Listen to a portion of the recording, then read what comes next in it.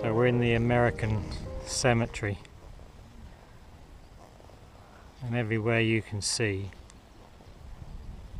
are just, well, thousands of American soldiers, which is frightening, just the sheer numbers of them. As far as you can see, crosses. Every cross represents someone. So who have we got here? We've got Glenn D. Harrison from Iowa, July 24th, 1944. Come all the way from Iowa not to make it home. Tragic. So it basically makes you think how lucky we all are that we haven't had to fight a war, not to the extent of the First and the Second World War. Obviously there's been other wars since, but not on this massive scale.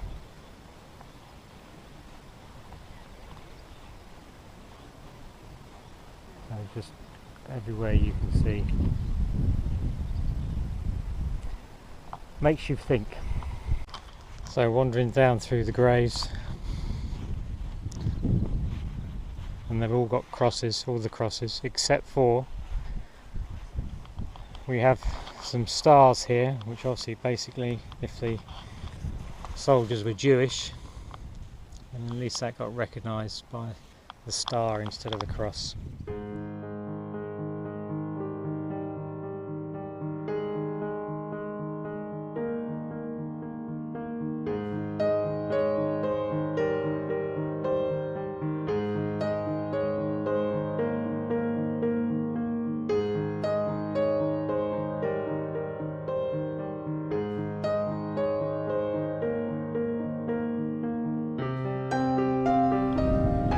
Couple of lonely souls wandering through the cemetery.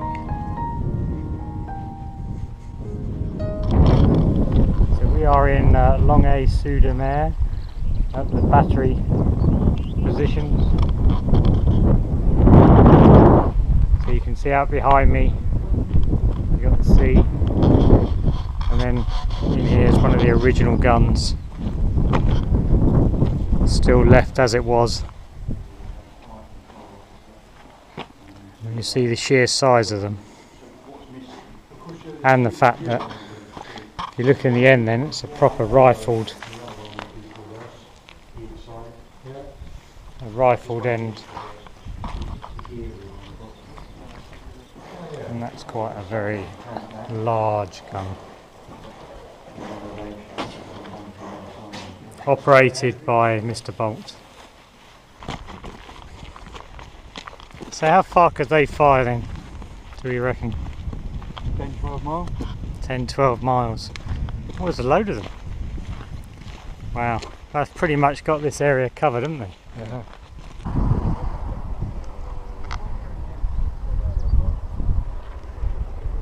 That's what you call a very good vantage point from up here. You can see why they chose this spot. So you got 1, 2, 3, 4 gun placements up here on the roof. You see all these hooks and stuff here, and in there they used to have various things where they used to put camouflage coming down over the front, so during the day you couldn't see them. So that's what we call a very good advantage point.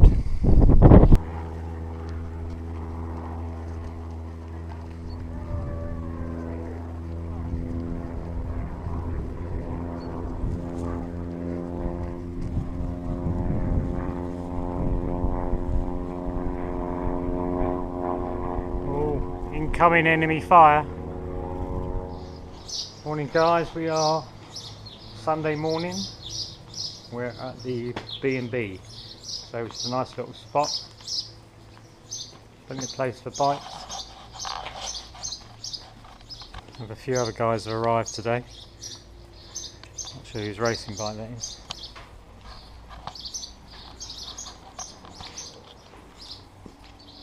So we are up there, or I'm up there. David is in there, Tim's in there, and Colin is in there. So in a nice little spot. We're going to wander down, go to the museum, and then we're going to drive up to the hill somewhere, I think.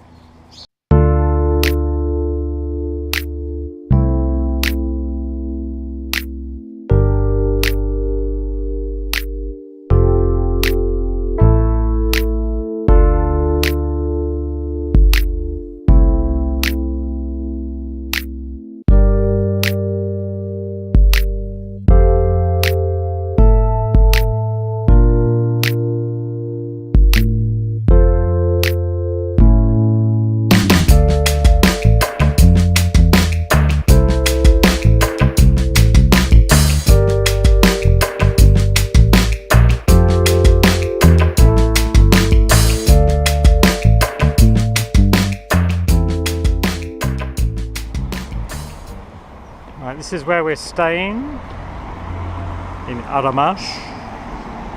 How do we pronounce that? Aramash? Aramash. Yeah, I don't know. There's been a big cyber attack. Oh, obviously what used to be a big old barn that they've converted. There's Tim doing his dancing trick with the umbrella. Morning, yes, Tim's the tour guide. Follow the umbrella. Right, so we are staying in here. So we're going to go off for a ride up to the hills, I think, and see where we're going to go.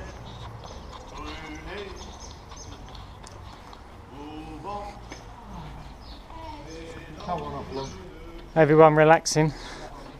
It's a tough Obviously one. been a long morning.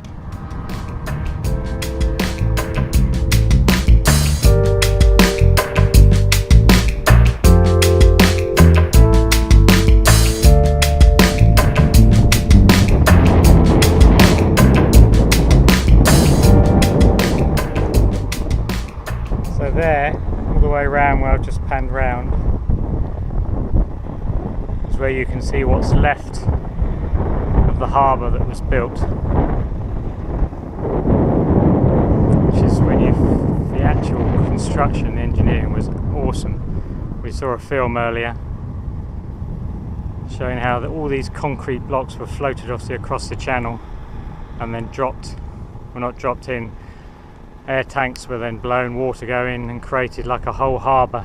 And they had pontoons running all the way from out there back onto some piers and then all the way onto the back round there onto the beach. So you see the cliff edge where the buoys are. Awesome.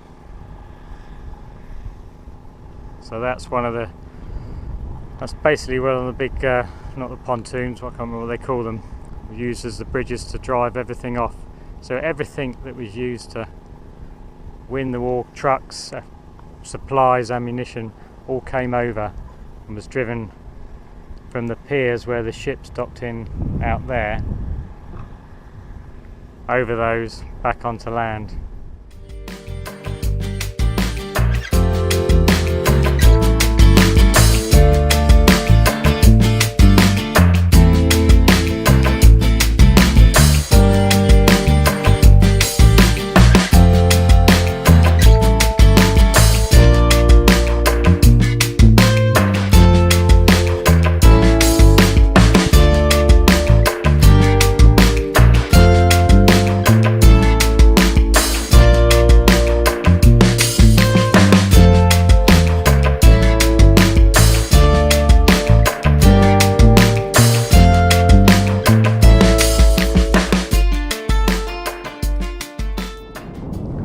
So there you can see these, are they pontoons?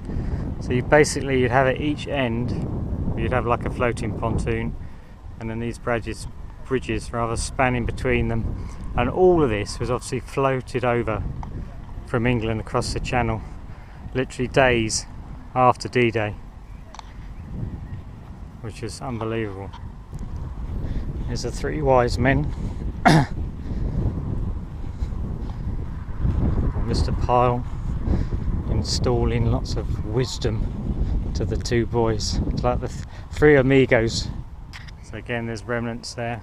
The bit's half sunken down there is one of the exit ramps that would have been coming off the end of the bridges down into the town. And where you can see that car park down there, although whatever was there was a few houses and stuff were all destroyed, so we could get all the supplies off and coming up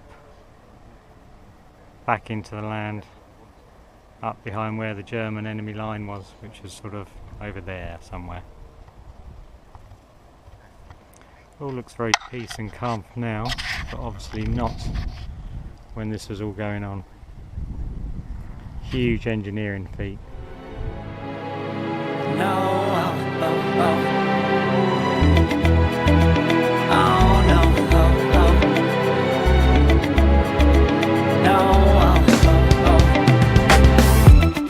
Hold on, girl, now wait just a minute. I've got something to say, you should hear it. Oh, I'm happy to make time for your feelings, but you have to admit I already do. Let's just break it down to you and me uptown, dancing all around till the disco ball pops. But I have to be me, and everyone can see your anger is misplaced, and I'm gonna tell ya, don't hate me cause I get attention. Don't turn me into what I'm not. I have to. So here we got a memorial for piper Bill Millin actually. He was a piper that piped them up the beach on D-Day. You just imagine that. Well, I can't imagine that as they're coming up the beach, people firing at them and he's piping ahead of them. Unbelievable. This is a small baguette as we work along the length of our baguette. I think we should have had chips with these. Can you get that in your mouth in one go? Look at that. Look, it's got a pile that in, look. Yes. Yum yum. This Le Grand bunker is the fire control station for the whole of the... So when we say fire control, just what they use as a lookout? Yeah. It's locking up a number, so we'll never know which one it is. Would you trust this man? They're quite a lot long, well not bigger, but they're a lot longer than I thought. Yeah. And here we look.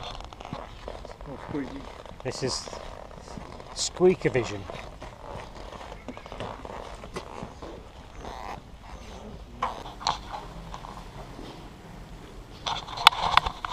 So we're now in the ground bunker.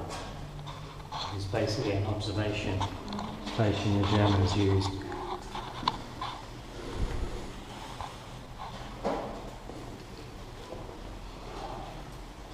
Which we are inside.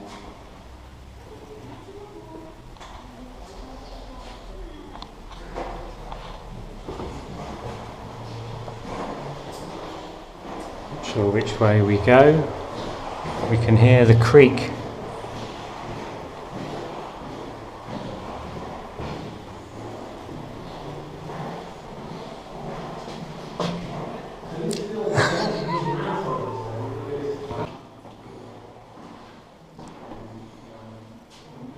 I'm not sure what we've got here.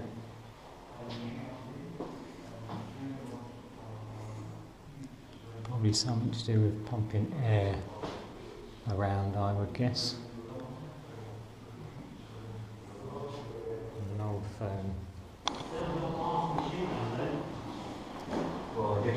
And that's the squeakiness of the enemy approaching.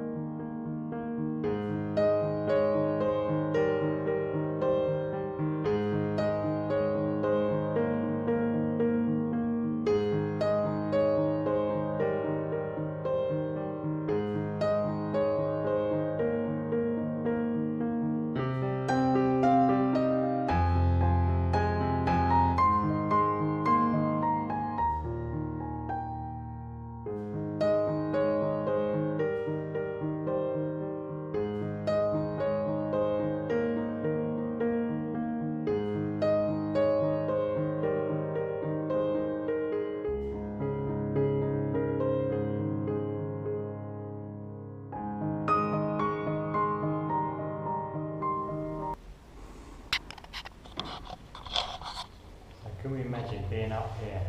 Probably not. Good views, but probably not as nice as it is today.